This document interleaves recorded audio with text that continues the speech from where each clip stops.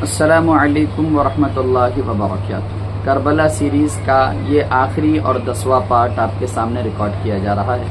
آج کی اس ویڈیو میں کربلا کے تعلق سے بہت ساری ایسی باتیں جو بنائی جاتی ہے ان باتوں کا تذکرہ کریں گے اور آپ کو بتائیں گے کہ واقعتاً کربلا جو ہے ایک سچی اور ریئل اسٹوری ہے، کیونکہ بہت سارے لوگ یا بہت سارے گمراہ لوگ جنہیں میں کہوں گا وہ کربلا کی حقیقت سے نابلد ہے اور کربلا کو بھی بیتو کی باتیں ثابت کرنے میں لگے ہوئے ہیں۔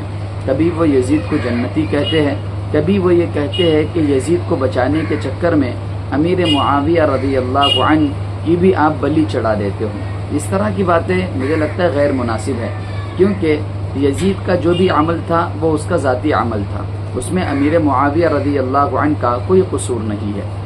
اب اگر کوئی نوح علیہ السلام کے بیٹے کو دیکھ کر نوح علیہ السلام پر الزام لگائے گا وہ تو بات غلط ہے۔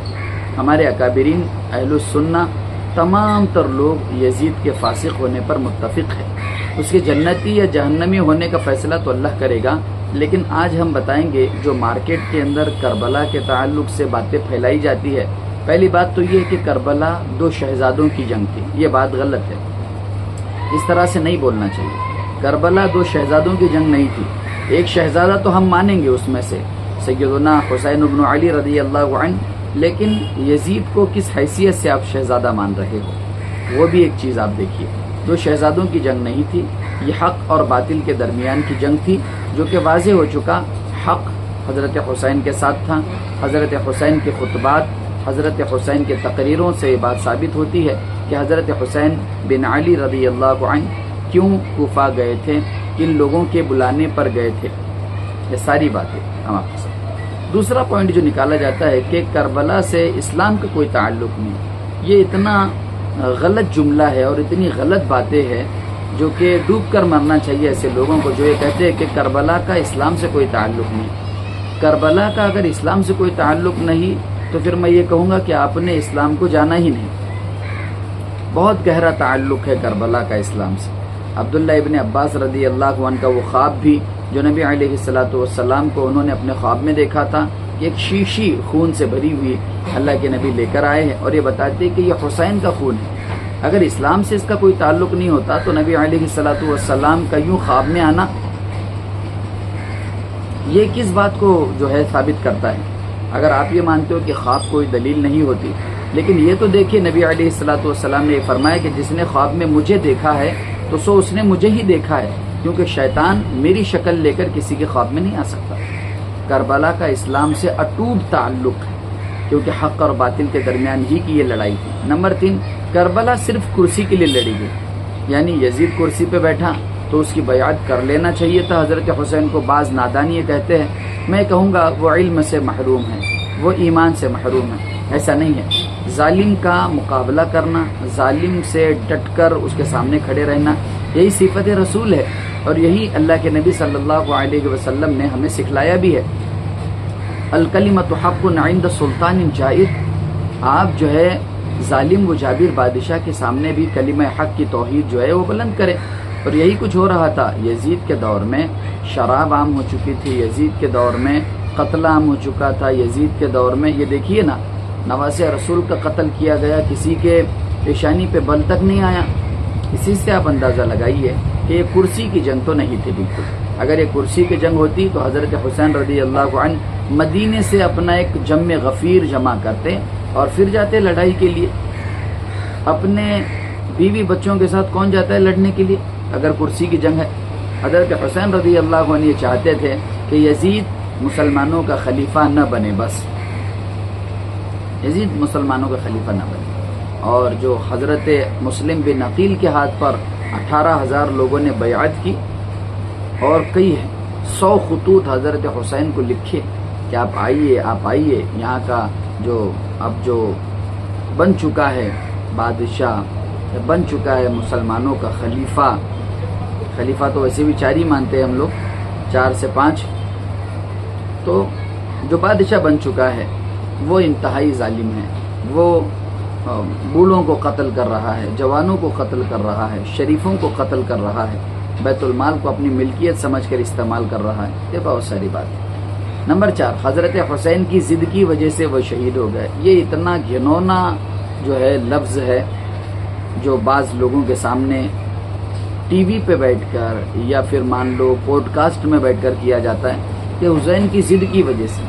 اور مجھے یہ بتاؤ حضرت حسین کی ضد کیا تھی؟ توحید، اللہ کے نبی کا دین، اللہ کے نبی کی شریعت، قرآن کے احکامات نافذ کرنا، یہی تو حضرت حسین کی ضد تھی۔ اسی ضد کی وجہ سے وہ شہید ہوئے ہیں۔ تو آپ یہ ضد تو ہر ایک شخص میں ہونی چاہیے۔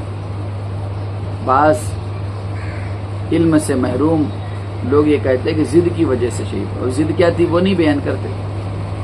نمبر 5، کربلا مستند روایات سے ثابت ہی نہیں ہے۔ بہت سارے لوگ تو یہاں تک اتر آئے کہ مستند صحیح روایتوں سے ثابت نہیں ہے، بے کلام روایتوں سے جو ہے وہ ثابت نہیں ہے۔ کربلا تاریخی حقائق ہے۔ کربلا صاحب روح المعانی اور اسی طرح کئی ایسے علامہ علوسی، کئی ایسے بڑے بڑے اللہ والے ہیں، کئی ایسے بڑے امام احمد بن حنبل، امام اعظم ابو حنیفہ رحمہ اللہ، یہ سارے لوگ جو ہے کربلا کو بیان کرتے ہیں۔ امام احمد بن حنبل کے بیٹے نے یہاں تک کہا تھا کہ بابا کہ ہم لوگ یزید کے اوپر لعنت بھیجے یا نہ بھیجے۔ اس وقت امام احمد بن حنبل نے کہا کہ یزید کے اوپر لعنت صرف مسلمان یا عام انسان نہیں بھیجتے بلکہ اللہ کا قرآن بھی بھیجتا ہے۔ یعنی وہاں پر یزید کا نام تو نہیں لیا گیا، البتہ جو زمین میں فتنہ اور فساد پھیلاتے ہیں ان کے اوپر اللہ کی لعنت ہے۔ یہ آیت جو ہے وہ اگر آپ جو ہے یہ کہتے ہو کہ ڈائریکٹ نام نہیں ہے، آپ کیسے استدلال کر سکتے ہو، تو پھر یہ آیت کن لوگوں کے بارے میں ہے مجھے بتائیے؟ آپ کبھی اس آیت کی تعویل نہیں کر پاؤ گے۔ نمبر 6 پر جو لوگ کہتے ہیں کہ یزید کی کوئی غلطی نہیں تھی، یزید اس میں تھا ہی نہیں، یزید کے لیے تو جنت کی بشارت ہے، یہ فلاں فلاں باتیں وہ کرتے رہتے ہیں، تو یزید کی اس کی کوئی غلطی نہیں تھی۔ تو بصرہ کا جو گورنر تھا، بصرہ کا، اسے ریپلیس کر کے کوفہ کے گورنر سے ریپلیس کرنا یہ کتنا درست فیصلہ تھا۔ کوفہ کا گورنر کون تھا؟ نعمان بن بشیر۔ ان کو اپنی جگہ سے کس نے ہٹایا؟ کیا کوئی گورنر کسی گورنر کو ہٹا سکتا ہے؟ نہیں ہٹائے گا نا، جب تک اس کے پاس بادشاہ کا کوئی خط نہ آیا ہو۔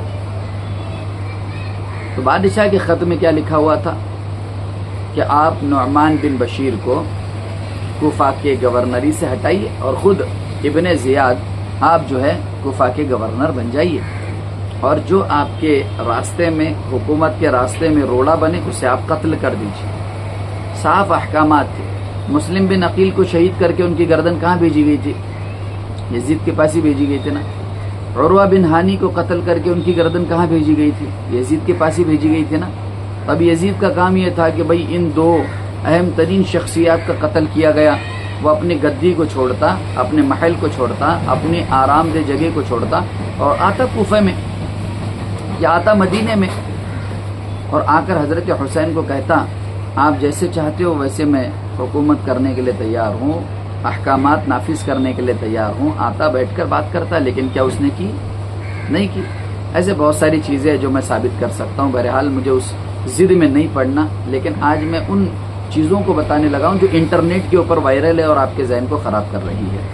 کربلا مستند روایتوں سے ثابت ہی نہیں، یہ کچھ لوگ کہتے ہیں، اللہ ان کے حال پر رحم فرمائے، اور یہ کہتے ہیں کہ یزید کی کوئی غلطی نہیں تھی، تو کوئی بات نہیں، قیامت کے دن پتہ چلے گا کس کی غلطی تھی یا نہیں تھی۔ نمبر 7 پہ وہ کہتے ہیں یزید تو جنتی ہے، جو قسطن دنیا کا جو لشکر جو بھیجا تھا وہاں پر، تو اس میں تو یزید بھی تھا، تو اس حوالے سے جو ہے یزید تو جنتی ہے۔ تو آپ پہلے جا کر پورا پڑھ لیجئے، اس میں پہلے تو یزید گیا ہی نہیں تھا پہلے۔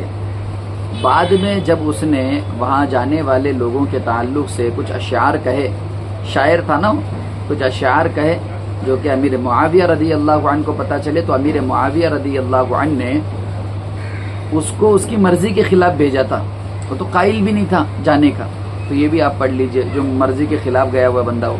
نمبر 8، یزید کا نام لینے سے امیر معاویہ کا نام بھی آ جائے گا۔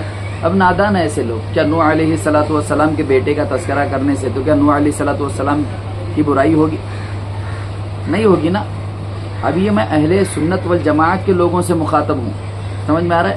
میں شیعہ عوام کو یہ کہنا چاہتا ہوں کہ آپ کے ذاکرین اور آپ کے جو علماء ہیں وہ آپ کو مس گائیڈ کر رہے ہیں، وہ امیر معاویہ کی برائی آپ کے دل میں اتار رہے ہیں۔ اب مجھے یہ بتائیے، کیا یہ بعید نہیں ہے اللہ کے لیے کہ اللہ تبارک و تعالی امیر معاویہ کے ذریعے لوگوں کو ہدایت دے رہا ہے اور یزید کے ذریعے لوگوں کو یہ بتا رہا ہے کہ دیکھو اگر تم اس طرح سے نافرمانی کرو گے، اس طرح سے اگر تم گمراہ کن لوگوں کے پیچھے چلو گے، اس طرح سے اگر تم گمراہ رہو گے تو تمہاری ہدایتیں چھن جائے گی اور تم گمراہ اور فاسق مرو گے۔ تو کیا یہ بعید نہیں ہے؟ اللہ تبارک و تعالیٰ تو اپنے بندوں کو راستے بتاتا ہے، تو لہٰذا یزید کے بہانے امیر معاویہ کو نشانہ بنانا بدترین شیعہ ہونے کی علامت، بدترین گمراہ انسان ہونے کی علامت۔ تو امیر معاویہ رضی اللہ عنہ کا نام اس میں بالکل نہیں آنا چاہیے۔ نمبر 9، کربلا بیان کرنے والے حقیقت سے خالی ہے۔ تو آپ بتائیے کربلا کیا ہے؟ جو یہ کہتے ہیں کہ کربلا بیان کرنے والے حقیقت جانتے ہی نہیں حقیقت کیا تھی، تو آپ بتائیے کیا ہے؟ الحمدللہ ہم نے یہ تمام تر 9 سوالات جو کہ انٹرنیٹ پر الگ الگ پوڈ کاسٹ پر الگ الگ لوگوں نے کیے تھے، تو الحمدللہ ہم نے ان کا جواب دے دیا۔ اور کربلا سے کیا میسج نکلتا ہے؟ کربلا سے میسج یہی نکلتا ہے کہ سیدنا حسین ابن علی نے اپنی جان اسلام کے خاطر دی ہے، کرسی کے خاطر نہیں دی۔ سیدنا حسین ابن علی نے اپنی جان کربلا کے میدان میں اپنے شہیدوں کے ساتھ اس لیے دی ہے تاکہ نانا کا دین محمد الرسول اللہ کا دین نافذ ہو جائے زمین پر۔ بھئی ویسے بھی وہ سید الشہداء کے جو ہے وہ رشتہ دار ہے، ویسے بھی وہ سیدنا علی کے رشتہ دار ہے، بیٹے ہیں، فاطمہ کے لخت جگر ہے۔ ویسے بھی اب یہ بڑی بات ہے، جنتی نوجوانوں کے سردار ہے، ان کو کرسی کی ضرورت ہے؟ وہ زمین میں جتنے بھی لوگ ہیں ان تمام لوگوں سے افضل ہے نبی کا گھرانہ، تو کیا انہیں کرسی اور ان کو جو ہے اس مسندوں کی ضرورت تھی؟ جن کے نانا کے صدقے میں کرسیاں ملی ہے لوگوں کو، وہ لوگ یہ کہہ رہے ہیں کہ حضرت حسین کو کرسی کی ضرورت تھی۔ آج جو شان و شوکت تمہیں ملی ہے، نو ڈاؤٹ وہ اللہ نے دی ہے اور محمد الرسول اللہ کے دین کی وجہ سے دی ہے، یہ آپ کو ماننا پڑے گا۔ بہرحال میں آپ تمام حضرات سے گزارش کرتا ہوں، کربلا کو ایسے عالم سے سنیے جو آپ کو صحیح گائیڈ کرتا ہو۔ یہ اہل تشیعوں سے بھی میں کہنا چاہتا ہوں، اہل سنت والجماعت کے لوگوں سے بھی میں کہنا چاہتا ہوں کہ آپ کے ذاکرین بھی آپ کو گمراہ کر رہے ہیں۔ لہٰذا ہم نے کربلا کو 10 پارٹ میں جو ہے الحمدللہ وہ اچھی طرح سے بیان کیا ہوا ہے، مجرمین کو بیان کیا ہے، صالحین کو بیان کیا ہے، صدیقین کو بیان کیا ہے، ہم نے حضرت حسین کے ساتھ رہنے والوں کو بھی بیان کیا ہے، یزید کے ساتھ رہنے والوں کو بھی بیان کیا ہے، مکمل و مدلل صورتحال ہم نے بیان کی ہے۔ اور ہم نے جو کتاب اس کے لیے استعمال کی تھی، یعنی جس کتاب سے ہم نے بیان کیا ہے، وہ ہے حضرت مفتی شفیع عثمانی رحمہ اللہ کی کتاب، جو کہ مفتی تقی عثمانی کے والد محترم ہیں۔ اللہ تبارک و تعالی حضرت مفتی شفیع عثمانی رحمہ اللہ کو جنت الفردوس میں اعلیٰ علیین میں داخل فرمائے کہ انہوں نے کربلا پر قلم اٹھایا اور حق اس کا ادا کر دیا۔ السلام علیکم ورحمۃ اللہ وبرکاتہ۔